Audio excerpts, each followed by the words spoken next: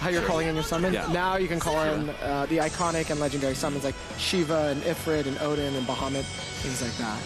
So like this summon animation, are all players seeing that? Yeah. Okay. Yeah. That affects everyone. And then talk about the arched line that's connecting you to other players. Is that who you're targeting? Kind of not really. So the arc line is actually who's targeting you. So if the line is blue, then that means somebody's targeting you. But if the line turns red, then that means they're attacking you. So you can either block or start kind of dodging. Okay. Yeah. And you said there are online battles here. There are online battles. And voice chat? So you can communicate, yeah, voice chat, communicating with your teammates there? So what are some different strategies that you find people using? So there's a lot of kind of different strategies you can do. You can kind of divide and conquer. Sure. There's 4 different classes actually. There's Vanguard, Assassin, Marksman, and Specialist, and kind of each are fit to play your own style. I see. You know, kind of like how different MOBAs or other kind of like team-based kind of shooters have kind of categories. Sure. So it's kind of fit for however you want to play. Sure. But yeah, that was the first battle. But we brought one more that's a little bit different. Okay, yeah, well, they're going to load that up here. You're also working with Team Ninja on this one, is that right? Yeah, Team Ninja from Koei Tecmo. Okay, and obviously they have a lot of experience with combat in video games. So can you talk a little bit about that? Yeah, so it's really a joint collaboration between Team Ninja and the Square Enix team. But yeah, they're really a great partner to work with. But I mean, with their credibility with the Dead or Alive franchise and the recently launched Neo. Yeah. So they bring a lot more kind of credibility into the fighting game space. So what's the environment we're seeing here? So we are on the battle stage of Cornelia from Final Fantasy I, and so the main player is playing as Warrior of Light from Final Fantasy I. That's pretty awesome. Yeah, to see this rendered in full 3D. Rather than the 8-bit. Yeah, exactly. Little guy. So I know you're not talking about all the full character roster and the environments, but the whole idea of the game is you're pulling in characters from all of Final Fantasy's history, right? And maps and environments, right? Yeah, and that's the exciting thing. So we have characters all the way from Final Fantasy I to Final Fantasy XIV, and stages kind of from across the legacy as well. But some other things kind of on the UI and HUD that you can kind of take note of. So in the lower left, there's like 3 kind of circles that you see. So what those are your EX skills. And so you can equip different EX skills based on your playstyle, whether they're like regenerative or they provide attack boosts or things like that. So that kind of modifies your kind of gameplay style. I see. Yeah. Can you talk to us about how you go about choosing the characters? Do you try to pick fan favorites? You try to find some lesser-known characters that you think would be really cool in the game? Yeah. So again, I think it really fits your gameplay style on kind of who you want to choose. I think you can choose either your favorite character or one that kind of plays a little bit more like yourself. Like, kind of assassins. But I was meaning more like, how do you choose characters to be in the game, to include in the game? You're looking at all of Final Fantasy's history, so like, okay, I think I'll pick this guy, this girl. Yeah, so I can't really kind of go into too much detail on why certain characters were included or why certain characters were excluded. I think, at least for now, there's characters from 1 all the way until 14, and there's at least 1 representative from each. How that specific character came about, I think that's a much longer story, of which, unfortunately, I'm not able to go into. I understand. Right now. Sorry about that. It's okay. Yeah. You know, you don't apologize to me. Apologize to them. I know. Sorry, guys. No, it's okay. You mentioned there's 4 classes, right? Yeah. And so are the characters divided up between those 4 classes? Yeah. So this is the second of the 4 clips we brought through today. The next 2 will kind of go into kind of the different classes and kind of how they play and stuff like that. All right, we can save that for then. Yeah. If a viewer out there has played the arcade game, are they going to feel at home here? Are they going to recognize this? They're going to feel familiar at home. I think some of the button prompts are going to feel a little bit different. Sure. So in Japan, it's on an arcade cabinet, so the button prompts are a little bit different, whereas these ones kind of have the standard PlayStation 4 square, triangle, circle. I see. Yeah. How much content would you say is new from the arcade game, or has been added? It's hard to say kind of percentage-wise, but I would say there is going to be different content that's coming out for the PS4 version. What about people that played the PSP game? Is this still going to feel familiar to them? I think what people will recognize immediately is, of course, the Final Fantasy characters and the Bravery combat system. But everything else will feel very, very different. So what we were looking to do was really compare like apples to apples on kind of what's the same and what's different in the PSP version, and it's so different Certain things are going to feel familiar, like the Final Fantasy characters in the bravery combat, but so many things are going to feel different. Sure. And I think the main thing that you're going to immediately recognize is the 3 versus 3 combat. Sure. Yeah. Well, bringing the game to PlayStation 4 opens it up to a whole new audience that maybe never played Dissidia before. So what would you say is the best way to approach this game for them? People that never played Dissidia before. I'd say grab your buddies and just jump in. Is there a good character to start with? Who's the best character to like? So I think one of the easiest characters to kind of jump in and play as is actually Cloud Strife. Sure. And that's the first clip we brought today. Yeah. Okay. Is that what we're bringing up next? Is that that's what we got. That was good timing. Good timing. So what we did is we actually simplified down the screen so you can kind of see a little bit more about Cloud Strife. And this is actually the first time we're ever debuting a really in-depth look. Okay, at Cloud. Yeah. But I see he's still called Nameless Soldier here. That's Seems where like the PSN ID would go. Oh, okay, Yeah, interesting. yeah. Okay, yeah, because I remember all of the characters here are, Nameless Boy, Nameless Idealist over there. Yeah, okay, so those are going to be your PSN names. Yeah. All right, so how does Cloud play? So Cloud is a Vanguard class, and the reason why he's one of the more straightforward characters to play is there's not a lot of tricky things to do, and I'll explain why that is when we show the next character. Okay. So his moveset is pretty straightforward and it's pretty easy to master. What we're showing is kind of his full range of moveset. And this is the next character. This is what I want to show you guys. This is Lightning. This is Lightning from Final Fantasy 13. Yeah.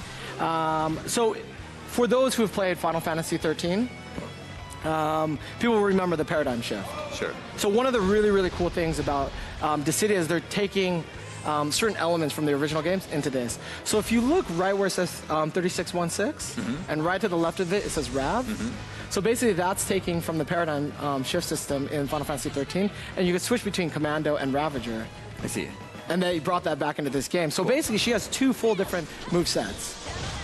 So the Commando set, if people remember from Final Fantasy 13, it's a little bit more melee, it's a little bit more combat focused, and then the Ravager is a little bit more magic and a little bit more range focused. Sure. So it's pretty cool, and that's why Lightning becomes a little bit more of a challenging character to play as. I see. Because it's 2 completely different movesets. Yeah. To kind of master and figure out. It starts to give you a look at the depth of combat that's available here. Yeah, absolutely. So you were mentioning earlier that if you're playing solo, there's a single player mode. So if I guess that means that if you're playing online, you have to have 3 players. Or it'll auto match you. It'll auto match you. Yeah. I wondered if you could speak to the online system, like how it works finding games. Matchmaking. We're not quite ready to go into exactly all of the different kind of gameplay modes. Okay. I wish I could go into every single one. But the game is just announced, so I understand you have to hold some stuff back for later. Who are we seeing here? Who is Cloud facing against? So we wanted to bring a different look at Cloud. So this is his outfit from Final Fantasy VII Advent Children. Cool. Have you seen it? The movie. It's been a while. It's been a while. Yeah. But what's cool, the reason why we wanted to bring this through is we wanted to show that there are different outfits and different weapons and stuff like that. Are these just cosmetic? Just like, are they stuff that you unlock as you play the game and they just change the way your character looks? Yeah, they're just cosmetic. Okay. Yeah. Got you. All right, so what's this environment we're fighting in now? So we are in Midgar from Final Fantasy VII. Right. So one of the cool things is every map's a little bit different. So this one has a little bit of verticality. You can kind of see the different platforms and stuff like that. One thing, I don't know if you noticed it, but there is a finite arena that you fight in. And so you can actually pin characters against the wall. Okay. And then do a quick juggle. Interesting. So certain characters, depending on the class, see he got pinned right there. Certain characters can kind of pin and then do another juggle after that. Are the environments reactive or destructible? Can you use the environments as a tactic at all? You can. They can be very strategic in terms of the verticality, because some will be very flat, so you can't really hide anywhere. But something like this, you can kind of hide behind barriers and then kind of hop over and then do quick sneak attacks. Especially with the 3-on-3, you just always have to watch your back and see who's targeting you. Yeah, so exactly. it gets wild. But it looks like this is one-on-one. Is this just for demo purposes? This is just for demo purposes. Okay, this is just what we brought for you guys today. Okay, well, this is something very special then. Yeah, just for you guys. Just for you guys. So we have one more clip after this. Yeah. Right? And what are we going to be looking at there? So this one, so what we did is we brought 2 clips of Cloud in the different outfits, and then we brought 2 clips of Lightning in different outfits. Okay. So for Final Fantasy 13 fans out there, this is her outfit from Final Fantasy 13-2. Yeah. And I can predict what your answer is going to be, but all these customization options, are they included in the game, or is this stuff that's going to be added later on after release? It's going to be added into the game, and then we haven't really discussed our post-launch activities quite yet, but soon. Please look forward to learning more. I think this is really cool. This is finally coming. It's coming to a home console. Because I actually, I've been a long time Final Fantasy fan, but I never played Dissidia on PSP. Yeah. So this seems really cool. Yeah, I mean, that's going to be one of the really exciting things is network connectivity is a very different thing than it was on PSP, and now it is on PS4. And so it'll be interesting to see kind of like how matches get done and all sorts of different capabilities we have now. So that's going to be really exciting to see in the... I have to ask if, along with all the characters that are included, are there any monsters from the Final Fantasy universe you can play and fight as? You don't need to reveal specific ones. What we have is just the characters. Just like, okay. Got it. But, I mean, right now I believe we have 6 summons. Okay. That you've seen, and then each one of the summons has a completely different ability of how they can completely destroy the environment. Okay. Yeah. So like, for me personally, I like always trying to select Ramu, the lightning god, because his AoE attack just kind of spreads across the entire arena. And does each player get to choose their own summon? It's or is it based on classes? It's actually when you're selecting your characters, and then after that your team can select the summon. So if 2 of the 3 people select the same summon, then it's going to be that one. But if everybody selects different summons, then it's randomized. Okay, interesting. Yeah. Interesting. So you have to strategize with your teammates. So it's more fun if you play with your friends, because you guys can kind of talk and be like, let's get this one because this suits our play style better. But of course, if you play with random people online, then yeah, that's true. So Dissidia Final Fantasy NT. Yes, sir. What does the NT stand for? The NT stands for New Tale. And so what that means is the PSP games, they have their own story, their own universe. Yeah.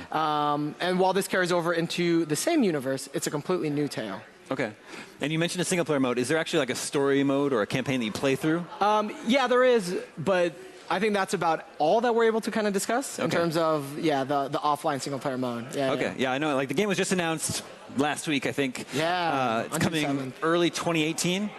Early 2018, PlayStation 4 exclusive. Da, mă scuzați, mai trebuie să iau și o pauză. Dissidia Final Fantasy NT? There will be lots of coverage at E3. Și am observat, a vorbit mai mult de acest Final Fantasy. Big reveal is going to be our next big thing.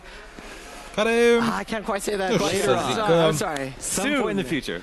Well, thank you so much for coming by the show. Mai mult o nișă. As always, for all the latest E3 news, exclusive interviews, demos, and much more, head over to IGN.com/E3. Stay with us. IGN Live continues in just a second. La o pauză. Da, e mai mult o nișă Final Fantasy. Și este un joc bun, oricum, să fim serios, dar să fim serioși. So I found Marty's sleeve. Marty, let's talk about some of the mechanical differences from Battlefront 2015. The first being classes. They're back in the original series. Can you give me kind of an overview? In the level we got to play Fiindcă începe un nou subiect, cred că împart filmulețul aici. În orice caz, în filmulețele ce vor urma, voi comenta puțin, pentru că mai trebuie să, nu știu, fac una alta, să mănânc, să beau ceva. Și până când începe conferința de la Bethesda, la care voi fi prompt, voi comenta din când în când, dar mai puțin decât sunteți obișnuiți să o fac la conferință. Până acum este o conferință interesantă. Microsoft a avut ceva de arătat. Mă simt puțin obosit pentru că sunt câteva ore bune de conferințe care le-am urmărit. Ok, ne vedem în filmulețul ce urmează și continuăm cu conferința.